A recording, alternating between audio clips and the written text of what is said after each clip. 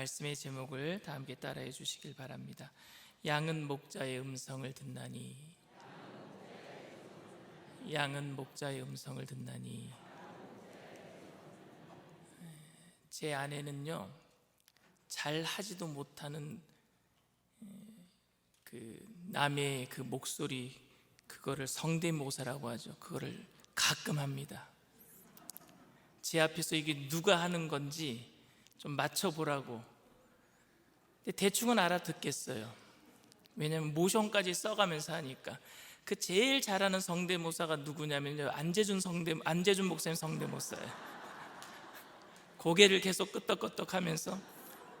그건 정말 잘해요. 같은 안실에서 그러는지 모르겠지만 어쨌든 성대모사를 할 때 좀 귀엽기도 하고, 또 우리 교회 장로님 중에 또 쫓아하는 성대모사도 있는데 그건 좀 안 닮은 것 같아요. 그럼에도 그런 모습이 귀엽고 우습고 좀 삶의 재미를 더하기도 합니다. 요즘은 개인기가 하나쯤은 있어야 사회생활하는 데 편하다라고 이야기를 합니다. 가장 많은 사람들이 시도하는 개인기가 아마 성대모사가 아닌가 싶습니다. 성대모사를 잘하는 사람들은요, 그 팔레스타인 지방에 가서 목자들의 목소리를 그대로 흉내를 내면 남의 양을 훔쳐가는 것도 가능할지 모르겠습니다. 만일 정말로 그럴 마음이 있어서 고약한 마음을 먹는다면 어수룩한 말을 훔치는 것은 그리 어렵지 않을 것 같습니다. 실제로 이어 비슷한 일을 시험한 사람이 있었어요. 어떤 한 미국 사람이 시리아 지방에 여행을 가서 3명의 목자가 각기 자기의 양떼들을 데리고 시냇가로 오는 것을 봤습니다. 그 여행자가 보기에는 양들이 모두 다 비슷비슷하게 보였기 때문에 그냥 도착하자마자 시냇가에 와서 그 양들이 다 섞여버리는 거예요. 이게 누구의 양인지, 저 목자의 양인지, 이 목자의 양인지. 그러다가 3명의 목자가 시냇가에 모여서, 그늘에 모여서 서로 담화를 나누다가 한 사람이 일어나서 떠나면서 이렇게 얘기합니다. 문아. 그러니까 양들이, 그 3 목자의 양들이 한 목자의 양떼들만 이렇게 그 목자를 쫓아가는 거예요. 아니, 하나도 다른 양들이 섞이지 않고 그 목자를 따라왔던 양들이 다 그 목자를 따라가는 겁니다. 그리고 또 한 목자가 일어나서 문아 똑같이 또 그러는 거예요. 문아 그러니까 또 양들이 그 목자를 또 쪼르륵 쫓아가는 겁니다. 목자는요, 양의 그 숫자를 세아리지도 않았어요. 그냥 다 자기를 쫓아오겠거냐고 가는 거예요. 그리고 한 명의 목자만 남아 있는 겁니다. 그래서 그 미국인이 하도 신기해서 그 목자에게 이렇게 얘기합니다. 저에게 그 터번을 좀 빌려주세요. 그리고 그 목자가 입고 있는 가운을 좀 빌려주세요. 그래서 자기가 터번을 쓰고, 그리고 그 목자가 입었던 그 가운을 입고 그 목자의 흉내를 내면서 문아 하니까 아무 양도 안 쫓아와요. 아무 양도 안 쫓아오는 겁니다. 그래서 목자에게 물었어요. 남아있던 목자에게 물었습니다. 당신의 양들은 당신 말고는 어떤 사람도 따라가지 않습니까? 누군가가 아무리 당신의 목소리를 흉내낸다고 할지라도 따라가지 않습니까? 라고 얘기하니까 목자가 이렇게 대답했습니다. 양들이 병들었을 때만 따라갑니다. 시력도 나쁘고 자신을 보호할 만한 무기도 없어서 철저하게 목자를 의지해야 하는 양이 자신을 보호하기 위해서 잘 발달시킨 것은 아무리 비슷하게 흉내를 내도 자기의 목자와 거짓 목자의 음성을 정확하게 구별해낸 능력입니다. 억지스럽게 힘으로 양을 끌고 가려고 하거나 속임수를 쓰려고 하면요, 양들은 도망을 가지만 자기 목자가 부르는 소리에는요, 순순히 따라갑니다. 저녁이 되면 목자들은 자기 양들을요, 공동 우리에다가 다 넣어놓고 문지기를 세웁니다. 오늘 본문에도 문지기가 나옵니다. 그리고 이른 아침에 자기 양들을 불러내요. 자기 양들의 이름을 부릅니다. 그런데 양들의 이름이 같은 양의 이름이 있을 거 아니겠습니까? 그런데 양들은요, 자기 이름을 부르는 줄 알고 따라 나가는 게 아니라 목자의 목소리를 알기 때문에 따라 나가는 거예요. 그러니까 아무리 같은 양의 이름을 가지고 있는 그 양들이 많이 있다고 할지라도, 섞여 있다고 할지라도 문제가 되지 않습니다. 그냥 자기 목자의 목소리를 알기 때문에 따라 나가면 되니까요. 팔레스타인 지방에서 양들을 어떻게 관리하는지 매일 보면서 살아온 사람들이라면 오늘 주님의 말씀이 그렇게 어렵게 받아들여지지 않을 겁니다. 그런데 오늘 그래서 6절 말씀이 처음에는 제가 잘 이해가 되지 않았어요. 6절 말씀에 이렇게 얘기합니다. 예수께서 이 비유로 그들에게 말씀하셨으나 그들은 그가 하신 말씀이 무엇인지 알지 못하니라. 못 알아들었대요. 아니, 양떼들을 많이 키웠던 사람들이 왜 이 말을 못 알아들었습니까? 저는 비유의 내용을 몰랐을 리는 없을 거라고 생각합니다. 말하는 의도를 몰랐을 뿐이죠. 말하는 의도, 이게 지금 누구에게 하고 있는 말인가? 이 말을 듣고 있는 나에게 지금 왜 이런 얘기를 하고 있지? 그 의도를 몰랐다라는 얘기예요. 오늘 이 얘기를 알기 위해서는 여러분 9장 말씀과 요한복음 9장 말씀과 연결시켜서 이해를 해야 돼요. 9장에서는 무슨 이야기가 있었어요? 맹인된, 나면서부터 맹인된 사람을 예수님이 치료해 주었을 때 바리새인이 그를 출교시켰잖아요. 그 사건 이후에 10장으로 연결되면서 예수님이 오늘 이 비유를 하셨습니다. 주님이 말씀하시는 목자가 아니라 강도와 도적은 누구겠습니까? 오늘 이 이야기를 듣고 있는 바리새인과 그 종교 지도자들 아니겠습니까? 그들은 사람의 마음을 사로잡기 위해서 사용하는 방법이 무엇인 줄 아십니까? 윽박지름이었어요. 권력이었어요. 회유와 속임수였습니다. 그건 도저히 담을 넘어가는 거였어요. 목자는 문을 통해서 들어가지 담을 넘지 않습니다. 종교 지도자이니까 백성들의 영적인 상태에 가장 큰 관심을 가져야 하지만 사실은 자신의 자리와 신분을 지키는 데 더 큰 관심이 있었던 사람들 아닙니까? 그들은 거룩해 보이고 그들의 말은 모두 백성들을 위한 것 같지만 사실은 그들의 영향력이 크면 클수록 그들은 더 큰 도적이었어요. 더 큰 도둑놈이었습니다. 그들의 관심은 하나님의 영광도 백성들도 아닌 자기 자신이었어요. 그들의 관심은 참 목자와 똑같은 옷을 입고 거의 비슷하게 목소리를 흉내낸다라고 할지라도 그들은 도적일 뿐이었습니다. 병든 양이 아니면은 목자를 흉내내는 소리에 도적을 따라갈 리는 없겠지만 억압과 유혹에 시달려 병이 들어있는 그 이스라엘 백성들 얼마나 억압에 시달렸습니까? 얼마나 그 유혹에 시달렸을까요? 그러니까 병들어 있었단 말입니다. 그렇기 때문에 그 도적의 죄는 훨씬 심각할 거예요. 그렇게 병들어 있는 사람들 그냥 거짓으로 속였으니까요. 오늘 비유를 통해서 예수님과 그 바리새인 종교 지도자들과 어떻게 달랐는지 살펴보기를 원합니다. 첫 번째로 우선 우리의 문으로 들어오지 아니하고 다른 데로 넘어서는 자는 강도와 도적입니다. 오늘 1절 2절 말씀입니다. 내가 진실로 진실로 너희에게 이르노니 문을 통하여 양의 우리에 들어가지 아니하고 다른 데로 넘어가는 자는 절도며 강도요 문으로 들어가는 이는 양의 목자라.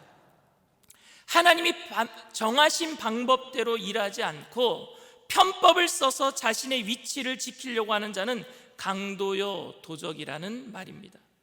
그들은 하나님의 뜻을 가장 정확히 알 수 있는 계시된 말씀을 너무나도 잘 알고 있었어요. 구약 성경에 정통했던 사람들입니다. 그런데 말씀에 정직하지 못했던 사람들입니다. 그들이 예수님을 대적한 근거는요, 말씀이 아니라 그들의 지위 때문이었어요. 말씀으로는 메시아인 것을 받아들일 수밖에 없었어요. 그런데 그들의 지위가 메시아 되시는 예수님 때문에 빼앗길까 봐 예수님을 대적했단 말입니다. 나면서부터 맹인된 사람이 율법의 근거에서 예수님이 혹 하나님으로부터 온 사람이 아니겠느냐라고 물었을 때 그들은 감히 죄인인 주제에 감히 우리를 가르치려고 하느냐 책망하면서 그를 출교시켰어요. 요한복음 9장 32절에서 34절 말씀입니다. 창세 이후로 맹인으로 난 자의 눈을 뜨게 하였다함을 듣지 못하였으니 이 사람이 하나님으로부터 오지 아니하였으면 아무 일도 할 수 없었으리이다. 그들이 대답하여 이르되 네가 온전히 죄 가운데서 나서 우리를 가르치느냐 하고 이에 쫓아내어 보내니라. 교회에서 여러분, 지도자의 권위는 지도자라는 위치에서 나오는 것이 아니라 하나님의 말씀을 정직하게 다루고 실천하는 데서 오는 줄 믿습니다. 목사가 먼저 말씀대로 살아가는 모습을 보여줄 때에 권위가 쓰는 거죠. 목사라는 지위로 권위가 주어지는 게 아니에요. 권위는 내가 세우려고 권위가 세워지는 게 아니라 내가 하나님의 말씀대로 살아갈 때에 다른 사람들이 세워주는 게 진짜 권위라고 저는 생각합니다. 설교자의 권위는 설교자이기 때문에 주어지는 것이 아니라 하나님의 말씀을 전할 때 그 말씀대로 살아갈 때에 그 말씀 때문에 세워지는 것인 줄 믿습니다. 말씀에 근거하지 않고 힘으로 혹은 그럴듯한 회유로 사람을 다스리려는 모습은 문으로 들어오지 아니하고 울타리를 넘어 들어온 강도나 도적이나 다르지 않습니다. 평소에는 보이지 않지만 위기의 상황에는요, 이 모습이 보일 수밖에 없습니다. 인간의 자기 중심성은요, 그렇게 쉽게 감춰지지 않습니다. 두 번째로 예수님과 이 종교 지도자의 다른 점은 무엇이냐? 여러분, 도적은요, 양을 집단으로 보지만 참 목자는요, 양을 개별적으로 봅니다. 도적에게 중요한 것은요, 양의 건강한 상태와 수예요. 얼마나 많으냐, 그 수입니다. 우리 안에 건강하게 살찐 양이 몇 마리가 있는지 중요하게 생각합니다. 하지만 목자에게는요, 한 마리 한 마리 양이 다 소중해요. 건강하지 않더라도 병들었더라도 소중합니다. 양을 향한 애정 때문에 그렇습니다.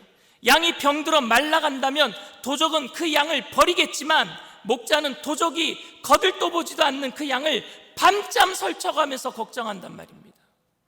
목자에게 중요한 것은 약하면 약한 대로, 강하면 강한 대로 그 양을 그렇게 개별적으로 사랑합니다. 목자는 양들의 이름을 불러서 압니다. 양들을 정말로 사랑하는 목자는 무리 지어 있는 양들을 보면서 지금 양들이 몇 마리 있는지를 세는 게 아니라 누가 있는지를 본다고 합니다. 누가 있는지를 봐요. 교인들을 여러분 단체 사진을 찍어 놓고 사람들에게 한번 보여주십시오. 그러면 우리 교회 성도가 아닌 분들은 어떻게 얘기하는 줄 아십니까? 와, 사람 많네. 단체로 봐요. 근데 성도들은 어떻게 보는 줄 아십니까? 아이고, 장로님이 계시네, 박 집사님이 계시네, 아이고, 우리 집사님 왜 이렇게 호리호리 이렇게 살이 빠졌을까? 개별적으로 봅니다. 우리 성도들은요. 주님이 당시 교회 지도자들과 달랐던 점은 아무리 많은 군중들이 예수님을 따라다녀도 그들을 집단으로 보지 아니하고 한 개인 만나 주신 줄 믿습니다. 요한복음은 특별히 이 사실을 아주 중요하게 다루고 있습니다. 사람들은 자신이 군중 속에서 한 사람일 때 안심할지 모르겠어요. 내가 소외되지 않냐고 이 큰 집단 안에 소속돼 있으니까 좋아할 수도 있겠습니다. 그러나 여러분, 예수님은 그렇게 우리를 대우하지 않았어요. 집단으로 대우하지 않으셔요. 물론 언제나 이 군중과 개인이 반대되는 개념으로 이렇게 만들어 우리가 그렇게 대체할 수는 없겠지만 단순히 군중 심리의 반응이 개인적인 어떤 회심을 대신할 수는 없습니다. 여러분, 우리 교회가 성령 충만하다라고 내가 성령 충만하다라고 얘기할 수 있겠어요? 아니요. 우리 교회가 성령 충만한 교회더라도 내 개인적으로 하나님과의 어떤 직접적인 관계가 없다면 성령 충만이 아니잖아요. 어떤 분이 그러더라고. 우리 집사람이 예수님 잘 믿어서 천국 갈 때 우리 집사람 그 바지끄랑이라도 잡고 자기는 갈 거라고. 구원은 개인적인 거예요. 예수님과의 관계는 개인적인 거예요. 그래서 주님은요, 우리를 개인적으로 만나주기를 원하십니다. 목자의 음성을 듣지 않았는데 앞에 있는 양이 펄쩍 뛴다고 그 뒤에 있는 양도 펄쩍 뛰면은 그게 올바른 관계이겠습니까?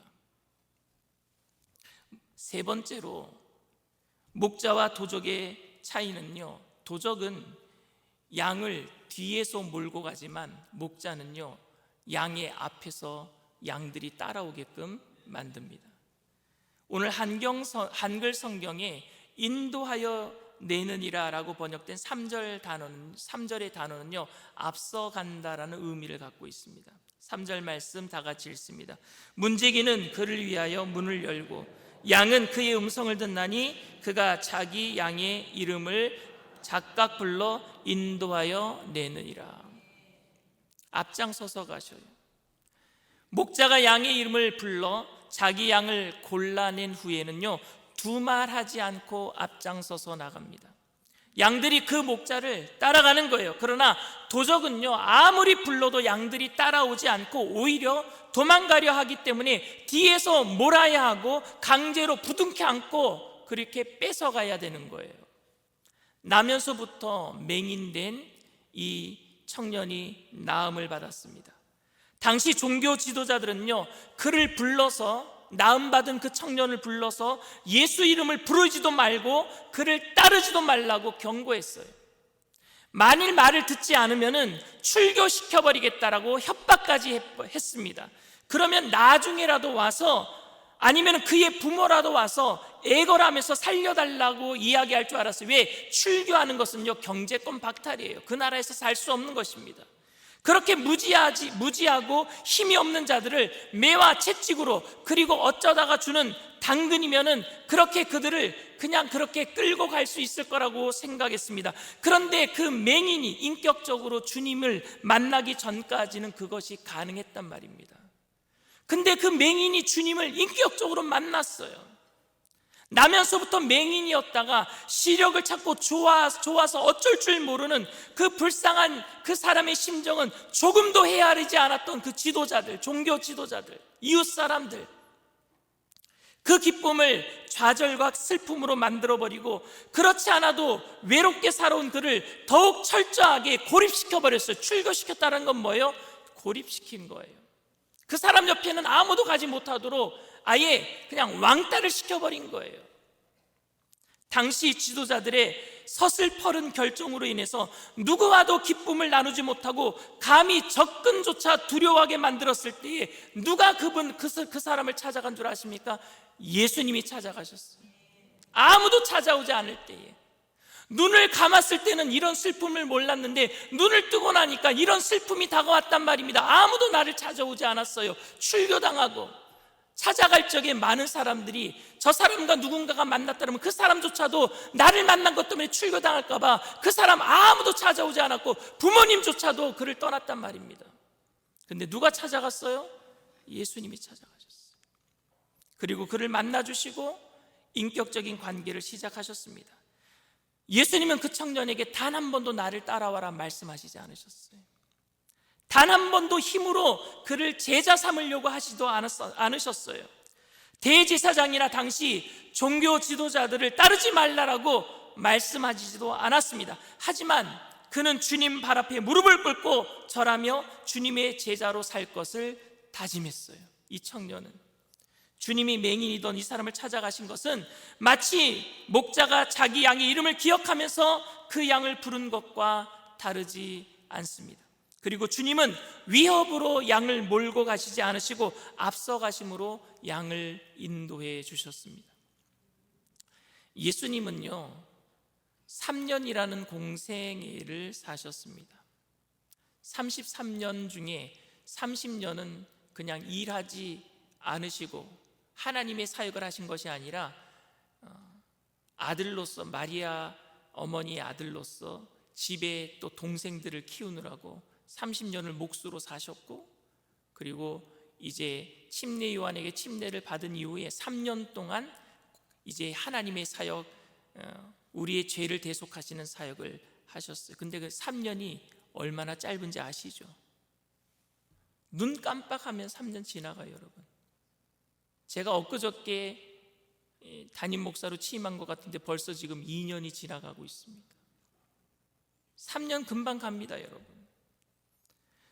예수님은 주무실 시간도 없으시 일하셨어요.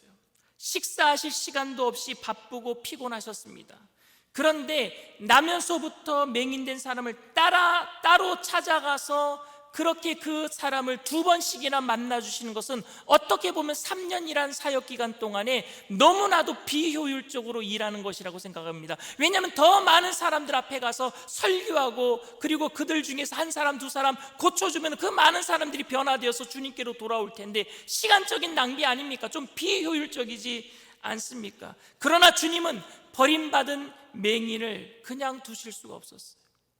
병을 고쳐주셨는데 버림받았어요. 병을 고침받고 더 그 사람이 더 나빠진 상황이 되었단 말입니다. 예수님은 그 사람을 그냥 버려두실 수가 없었어요. 그래서 또 찾아가셨습니다. 그렇듯이 오늘 우리를 주님께서는 만나주시는 줄 믿습니다. 우리를 그냥 내버려 두실 수 없단 말입니다. 그래서 오늘도 주님은 우리를 찾아오시는 거예요. 저는 복음의 은혜와 그리스도의 대속의 사랑을 확실히 드러내지 않고 너무 성급하게 제자 삼으려는 시도들이 교회 안에 있을까 봐 두렵습니다. 너무 빨리 그냥 일하는 사람 만들려고, 전도해서 빨리 내가 지역장 그만두고 구역장 그만두고, 그래서 그 사람이 구역장 되고 지역장 되게 하려고 너무 빨리 제자 삼으려고 하는 그런 시도들이 불안하단 말입니다. 교회에 충성된 일꾼을 만들고 목사의 말을 잘 들을 사람을 만들기 위한 세뇌로 보일 정도로 획일화된 교육과 빠져나가기 쉽지 않도록 만드는 탁월한 어떤 심리적인 전략들이 성공적인 제자 훈련으로 보이는 것이 안타깝게 느껴집니다. 한 사람의 가치가 생산 능력에 따라 결정되는 것처럼 교회에서도 소유와 신분에 집착하며 주님의 이름을 부르는 것이 혹 흉내내기는 아닐까 조심스럽습니다. 결과에 조급해하지 않고 그냥 그리스도의 사랑을 전하고 실천하면서 살았으면 좋겠습니다. 더디 가더라도 바르게 갔으면 좋겠어요. 주님이 말씀하신 잃어버린 양의 비유를 여러분 기억하실 거예요. 99마리의 양을 그냥 들에 내버려 두고 잃어버린 한 마리 양을 찾아 나선 그 목자 이야기를 여러분 들어보셨을 것입니다. 이 비유의 핵심은요, 주님이 99마리 양보다 한 마리 잃어버린 양을 소중히 여긴다라는 것이 아니에요. 여러분, 하나가 어떻게 여러분 99마리보다 소중할 수 있겠습니까? 만약에 99마리보다 한 마리 양을 더 소중하게 생각했다면 여러분, 그건 편애예요. 편애. 주님이 여러분 편애를 하시면 안 되잖아요. 공평하게 사랑하셔야지. 주님은 여러분 100이라는 그 양을 무리로 보신 것이 아니라, 이 비유의 초점은 무리로, 100이라는 무리로 보신 것이 아니라 하나라는 개별로 우리를 대우하신다라는 것을 보여주는 거예요. 한 마리 한 마리가 다 소중하다라는 것을 보여주는 비유입니다. 주님은 제자들의 모임에서 전체적인 예배의 분위기가 어떤지, 얼마나 많은 사람이 모였는지를 보면 만족하는 분이 아니라 저와 여러분 각자가 무엇이 필요한지, 우리가 어떤 마음으로 예배를 드리고 있는지 우리를 각자 개별적으로 인도하시는 좋으신 하나님이신 줄 믿습니다. 그래서 우리의 목자 되신 예수님은 다른 싹군이나 도적과 다르단 말입니다. 사랑하는 성도 여러분, 주님은 우리의 선한 목자 되십니다. 그분은 언제나 우리를 앞서가지만 누가 따라오는지를 다 알고 계세요. 우리의 소리가 들리기 때문에 우리의 음성을 다 알고 계신단 말입니다. 양은 목자의 음성을 들으며 목자가 어디로 인도할지는 모르지만 그 목자를 신뢰하고 따라가야만 합니다. 쉴만한 물가로 갈 때도 우리의 인도자가 되시고, 아골골짜기를 지날지라도 지팡이와 막대기로 우리를 안니하시기 때문에 우리의 목자 되시는 줄 믿습니다. 저는 주님의 제자로 살기로 작정한 모든 성도님들의 삶이 이와 같아야 한다라고 생각합니다. 우리는 주님이 찾아와 우리를 만나 주심으로 주님의 양이 되었습니다. 우리는 온전히 주님을, 목자를 의지하고 그분의 음성을 따라가며 살아가야 합니다. 주변에서 여러분 목자를 따라갈 때 다른 음성이 들릴 거예요. 도적의 음성이 들릴 겁니다. 위협과 회유의 소리도 들리겠지만 우리를 가장 사랑하시는 주님의 음성에 귀를 쫑긋 기울이게 되기를 바랍니다. 우리를 뒤에서 재촉하면서 몰아가시는 분이 아니라 우리 앞에 서서 미리 가시며 그 길을 인도하시는 분임을 알기 때문에 때로는 앞에 놓인 일들이 두렵고 떨리기는 하겠지만 저는 느린 걸음이라도 주님을 잘 따라가고 싶은 열망이 있습니다. 저와 여러분 모두 그 예수님의 음성에 오늘도 여러분 말씀에 집중하며 주님의 그 사랑스러운 음성에 그곳이 어디든지 주님과 함께 가면, 주님과 함께 있는 곳이면 그곳이 바로 천국인 줄 믿습니다. 그곳으로 저와 여러분들 날마다 목자 되신 예수님만 따라가게 되기를 주님의 이름으로 축원을 드립니다. 이 시간 우리가 예배하는 이에게 주님만이 나를 아시네, 우리 찬양하고 통성으로 함께 기도하는 시간을 갖겠습니다.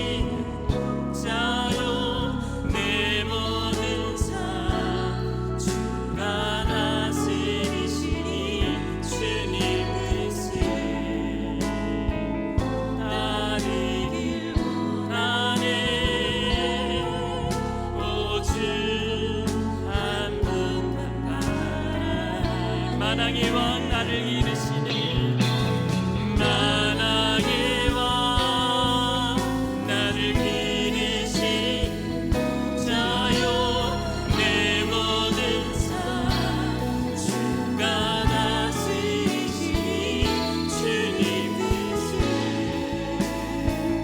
따르길 원하네 오 주 주님만이 나를 아시네 주님만이 나를 아시네 내 모든 삶 주가 만지시네 주님 앞에 예배하는 이에게 그 은혜를 부어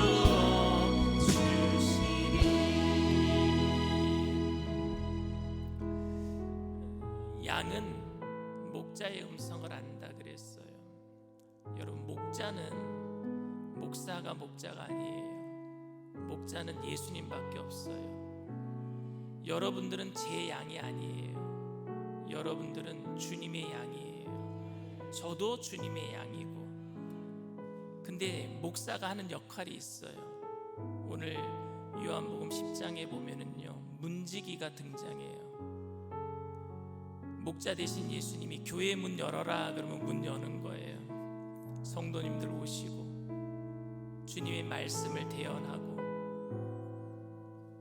여러분, 저는 목자가 아니에요. 주님만이 목자시니까. 주님이 여러분들을 다 알고 계세요. 여러분들의 모든 사정을 알고 계시기 때문에 오늘도 여러분들의 모든 삶의 문제를 해결해 주실 줄 믿습니다.